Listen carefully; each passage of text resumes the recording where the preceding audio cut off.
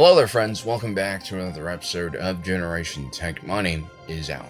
Have you ever wondered why the Republic Officer Corps was so competent in comparison to the Empire's? I'm talking about the clones, not the commissioned Jedi officers whose skill and performance varied widely throughout the Clone Wars. Sure, the clones were trained from birth and were given state-of-the-art flash learning and then tutored by a collection of mercenaries and bounty hunters. But if you take a look at the Imperial Academy system, which we've talked about quite a lot on this channel, it's actually quite a robust system and very well suited to finding and selecting talent amongst the millions of Imperial planets and then putting them in the Imperial military system. First, you have that very comprehensive testing that identifies suitable candidates for the fleet from a very young age. Then you have 3 levels of academies that becomes increasingly difficult the higher you go and has increasingly specialized curriculums. It might not be the same as the 9 years of continuous training the clones go through with complete isolation from the outside world, but it's pretty darn close. Even if the Imperial training pipeline, which we've called Palpatine's greatest achievement, is slightly inferior to the Kaminoan's cloning system, it shouldn't yield officers that are that much worse than what the Kaminoan program was pumping out.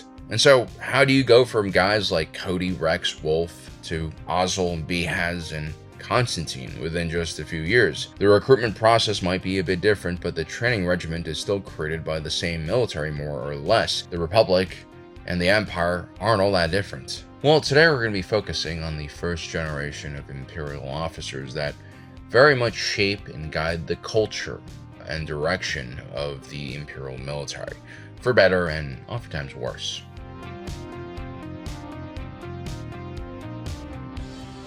When you overthrow the previous government and replace it with your own, or in the Empire's case, transition from Republic to Empire, the new leaders in charge generally have the support of the elite within the military, or at least the officer corps. What makes the transition from the Republic to the Empire quite unique, and also disastrous for the quality of the military, is 2 major policies enacted by Palpatine, who, by the way, before Order 66 was like Belichick with Tom Brady. But after Order 66, Palpatine just started making dumber and dumber mistakes. I think getting Sith lightning reflected back into your head not only leads to a very intense case of wrinkly McScrotum face, but also gives you CTE, probably. So the first mistake is Order 66. It essentially destroys the Republic military's entire command class. Every Jedi Knight and Master was given the rank of General, and their Padawans usually were given a Commander rank. War is the ultimate test of a person's character, skill, and intelligence, and it turns out being a Jedi doesn't necessarily give you any major advantages versus your non-Force sensitive peers when you're placed in a command position.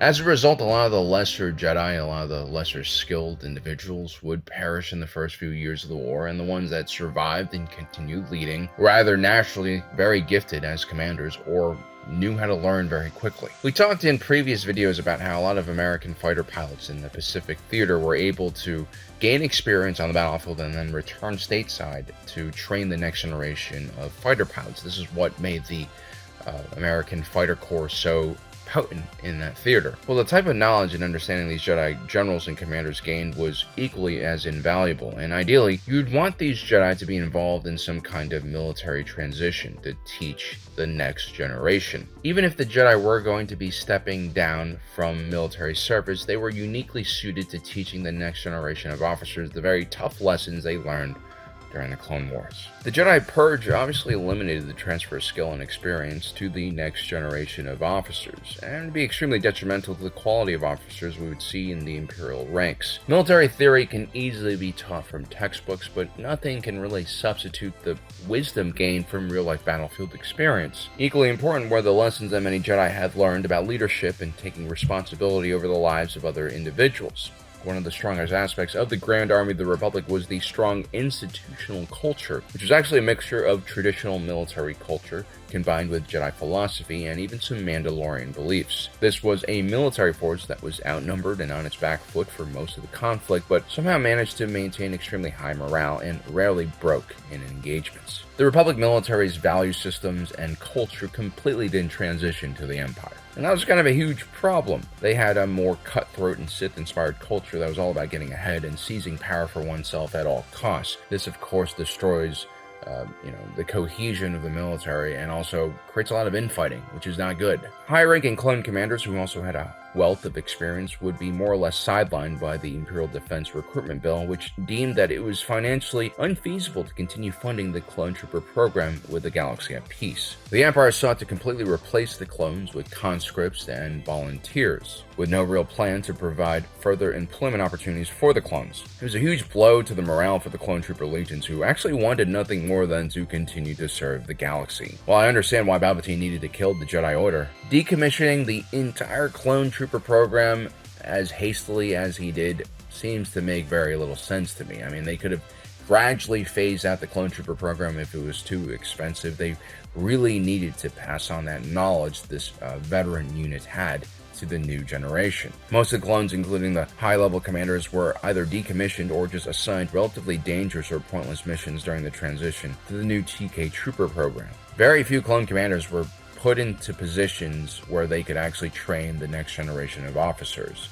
Instead, clones were used to train the enlisted individuals, or conscripts. It should be noted that clone commandos were the ones that were generally training the new generation of stormtroopers. It's been said that Palpatine believed that the Jedi had tainted the clones with their beliefs, and this is probably why he didn't really trust them to train the officer corps. But either way, this further eliminates the transfer of very important knowledge and experience from that veteran generation to the Empire.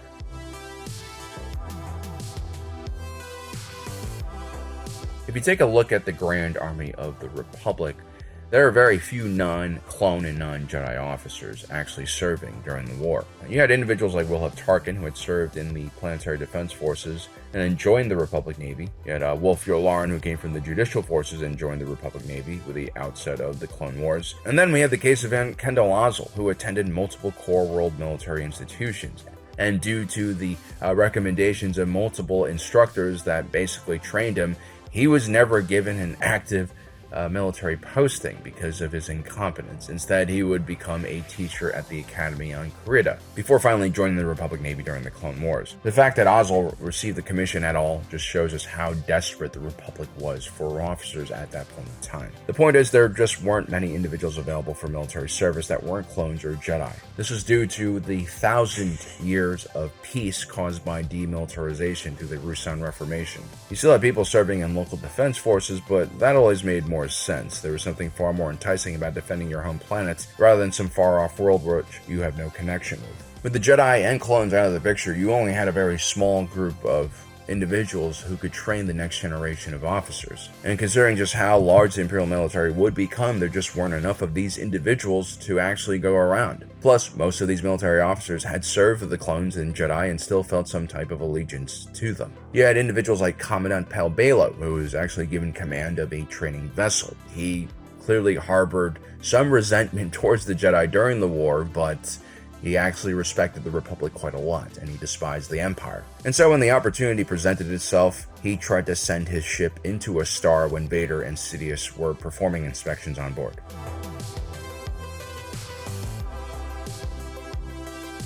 So when individuals like Cassius Constantine applied for the Imperial Academy system, there was a complete shortage of good instructors basically in the system. They were also teaching these young cadets military theory and how to organize troops to fight in a conventional battle, a type of battle that the Empire wouldn't really fight until the very last year of the Galactic Civil War.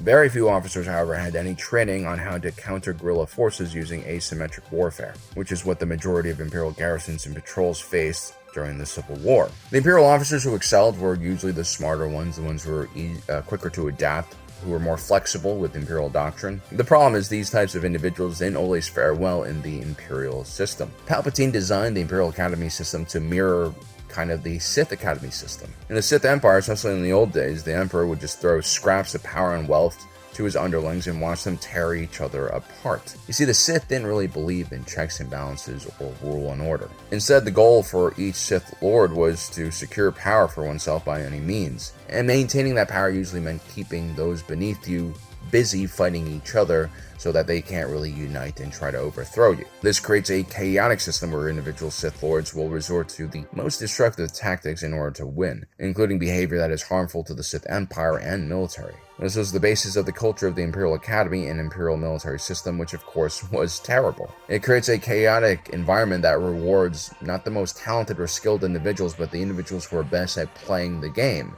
and the ones who are most focused at climbing the social and command ladder. Despite all the pledges one needs to take to join the military and all this talk about serving the Empire loyally, the average cadet in the Imperial Academy system was extremely ruthless and self-serving. Most were not true believers in the Empire and just wanted to get ahead of their peers. And so most of the individuals who graduated at the top of their class were not individuals who just focused on their tests and scores, but individuals that focused on a lot of the extracurricular activity that was in the academy system. This includes sabotaging your fellow students, getting into fights, and maybe bribing instructors to give you an easier path to a higher rank. Anything and everything was gained, including using your family wealth or title to advance yourself. Sometimes cadets were just mysteriously murdered. As long as you could deny any wrongdoing, not only were you not punished for your actions, you were usually rewarded. Take a look at Admiral Cassius Constantine, for instance, who ends up in charge of the Lothal fleet. He's a terrific example of the type of officer that came out of the Imperial Academy system during peacetime. He was allowed to coast through the Academy system, where he basically chased his ambition, and then in every posting, he continued to chase his ambition until he became a sector fleet commander. This was fine in the relatively peaceful period that was the first decade of Imperial rule, but once rebel operations on Lothal started to intensify, Constantine was exposed for being an arrogant and overly confident buffoon. He allowed the relatively small rebel unit known as Phoenix Cell evade capture time and time again, and they would manage to do massive damage to the Lothal sector fleet. It was under his watch that the Sovereign, Imperial-class Star Destroyer, Wilhelm Tarkin's own command ship, was destroyed. On another occasion, Constantine's crew even accidentally stopped Vader's pursuit of Phoenix Cell by capturing him in their tractor beam. It's actually a miracle that Constantine didn't get executed or court-martialed for this behavior. And when Grand Admiral Thrawn was finally sent to Lothal to handle the mess that he created, instead of seeing this as an opportunity to learn from one of the greatest strategic and tactical minds in the fleet, Constantine let his ego take over,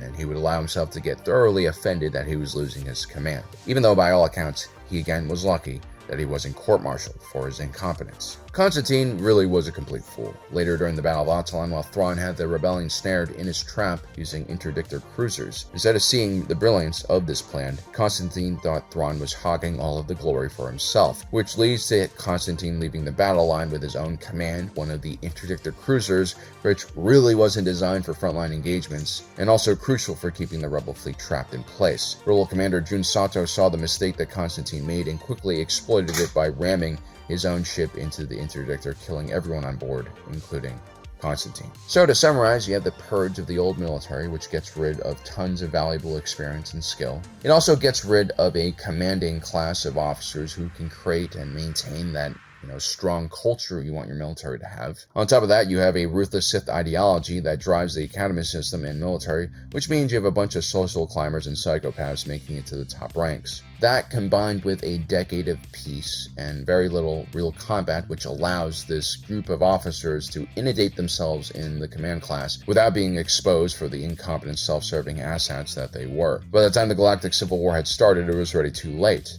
You had too many of these buffoons like Constantine in many of the important positions in the military. Many were still fighting each other for glory and political gain rather than realizing the rebels posed a serious threat. Wilhelm Tarkin was one of the worst examples of this mentality. He stole several major Imperial projects, destroying the career of far more capable individuals like Orson Krennic, and then ends up dying himself because he fails to deploy starfighters to screen the Death Star during the Battle of Yavin, because he's overly confident and arrogant. Every war you look in the Galactic Empire, you see officers like this in charge of massive amounts of resources and assets. But even with all of these resources, they are completely unable to destroy the poorly armed rebels they're fighting. And that's because in the Imperial Academy system, instead of focusing on strategy and tactics and learning how to be the best commander, they are focused on destroying their peers. This is why after his first death, Palpatine's contingency plan was focused heavily on destroying the Empire and purging all of the weakness he blamed for his death. Yes, it was very vindictive for him to do this and very Sith-like, but